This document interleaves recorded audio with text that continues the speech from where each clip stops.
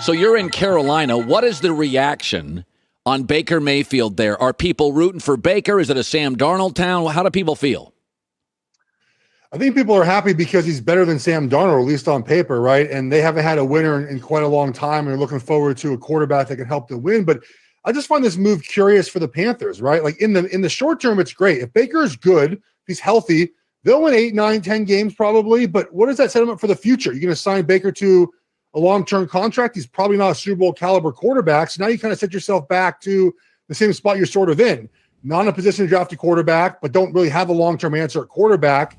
But this does fit the need for Matt Rule to have to win now, right? He's up against it. He hasn't won his first 2 years. An owner that just bought the team that wants to win now. So it makes sense from all those perspectives. Again, Baker's healthy. They'll be fine. They have talent. They have good defense. They have skill position players. They're rebuilding the offensive line. But long-term wise, Colin, are you signed to a long-term contract after this year? I wouldn't. So it's I guess, short-term good, long-term, I'm not sure if it's what they want to do. I said it would make a really good Hard Knocks watching Darnold and Baker and Matt Corral to be a great Hard Knocks. I don't think it would be a good team. Do you think there's a chance, he's a bigger, stronger, more athletic guy. He knows the system. Do you think there's a chance Darnold initially beats out Baker?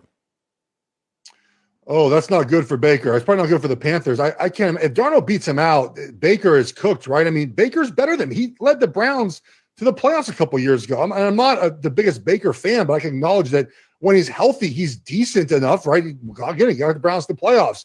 Darnold hasn't been good in a couple of years, and if Darnold beats him out, then you're probably looking at a bad quarterback situation in Carolina where at the end of the year, everyone's getting fired. Yeah. What would you do? The Garoppolo situation, I've said that Garoppolo is so liked by players. He's very, good-looking kid. He's very confident in himself. Yeah. That if he's in the room, your quarterback's not going to own the room. There's going to be guys that just like him. There's been reports that half the locker room still thinks Deebo Samuel's like, I want Jimmy G. I don't trust to get a big contract if Trey's throwing me the ball. There's a lot of reports, I've heard them before, that San Francisco doesn't know if Trey Lance is accurate enough consistently to get the ball in those tight windows, to get it to Deebo and Brandon Ayuk and George Kittle, because they're all great after the catch. And so you got to get the ball accurately and quickly to them. What would you do if you're the Niners with Jimmy G? Well, you might not have a choice to keep him on the roster right now, because who's going to trade for him right now?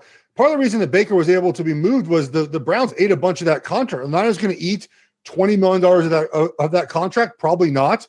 And then where does he go? Like, where's the logical spot for him right now? There probably isn't one. I think the Niners, they never hope for injury, but they hope we have a Sam Bradford situation, right, where someone gets hurt in training camp and someone needs a Jimmy G and they trade for him. But the Niners, and I get it that Jimmy G is probably better right now than Trey Lance, even though the upside of Lance is probably more. But you traded so much for Trey Lance. You have to play him now. You have to get him ready to play, because we know this, that when that rookie contract is up, when you give that quarterback that $40, $50 million a year, your roster makeup changes. You can't pay for Trent Williams anymore, right? So, you need to get this guy playing as soon as possible, see what he has, and get him and get the team ready to go for either this year, next year, the year after that, to make that Super Bowl push with the quarterback on the cheap contract. And again, you give up all those first-round draft picks. You got to play him. The Niners got unlucky that Jimmy G couldn't be moved because of how things kind of shook out with Deshaun Watson, now with Baker Mayfield. And you either trade him for and eat his whole salary, or he's on your roster and he's just a high-priced backup, and you have to live with that. Now, you are an Oregon Duck through and through. You grew up in USC, UCLA territory in Southern California, but went to Oregon, played in the NFL. So a lot of people were freaking out. My takeaway has always been, as long as Phil Knight's connected to Oregon, it's a great program. Somebody's going to want him. I don't think it's the Big Ten, or they would have already invited him. But I saw yesterday the Big 12 had an invitation out, reportedly. Oregon, Washington, the Arizona schools, Colorado, Utah, joining, Baylor, Oklahoma State, BYU, Cincinnati. And my takeaway is, well, that's a pretty good conference. So I'm fine with that. It's not maybe as glamorous as the SEC or as good as the Big Ten or SEC. What would be your takeaway if your Ducks ended up in that conference in the Big 12? I think right now it's all about trying to find the most money possible. You're right. Oregon will be fine with Phil Knight, and I'm not worried about their standing in college sports. They're about to get a 5-star quarterback tomorrow from Michigan. I'm not worried about where they are. But you have to look at the money of this, right? And is sticking together as a Pac-12 or Pac-10 conference more money? Because this decisions being made now are based on money. Then join the Big 12 and going this loose partnership with the ACC conference. I think it's about where we get the most money from, the most exposure. And yeah, the Big 12 might be the answer for that. But I heard you before I came on talk about academics, right? How important that is to the Big 10. Also for the Pac-12, right? Are the presidents going to allow themselves to go to the Big 12 where the schools don't have the academic standing that the schools in the Big 10 would have for say? So there's a lot of moving parts here. I think first the Pac-12 or Pac-10 now is trying to figure out what they can make on their own, maybe adding San Diego State, maybe adding Gonzaga basketball, maybe adding Fresno, and then they're looking to the Big 12 as a solution. The last part of this, Colin, is that are they going to sign a big grant of rights deal? Because what happens if Notre Dame joins the Big 10 and they want to expand again? And now Oregon and Washington have already joined the Big 12 conference. Can they get out of that and go to the Big 10? What if the SEC wants a couple more teams and the ACC's got to consolidate? Like there's all these moving parts down the road that I'm not quite sure schools want to lock themselves into this big grant of rights deal. Yeah, to me, Stanford's the dark horse because it's the Bay Area market, which is a top 5 TV market. And the reality is Notre Dame has history with Stanford. Everybody, all the school presidents would vote for Stanford in the Big Ten. They would all vote for Stanford. They wouldn't all vote for Oregon or Washington. So, ultimately, the school presidents have to sign up on, UCLA is an elite school, USC, Stanford. So, to me, if Notre Dame goes in, I think Stanford is the logical team to follow them in. Now, you can argue, nobody cares about Stanford. They don't get big crowds, but it's a massive TV market, and I think people would care more in Stanford if Michigan's there and Ohio State's there and Wisconsin and Iowa are bringing 40,000 fans. Then the stadium's full.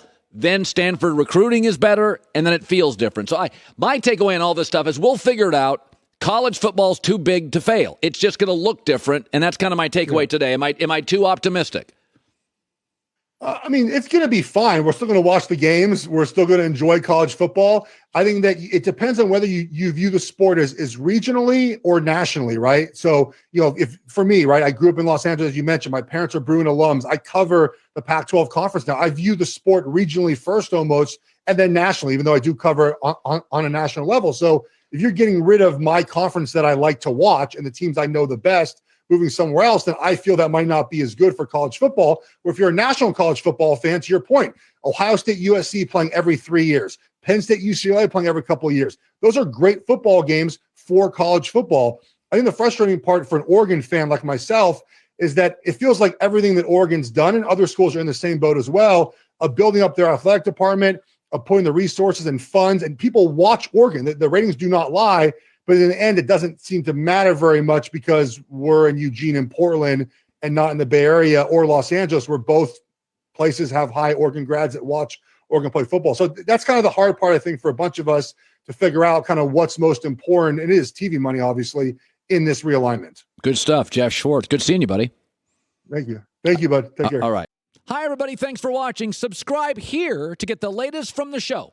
Also, be sure to check out more of the best clips from The Herd or go watch a few segments from other shows on FS1.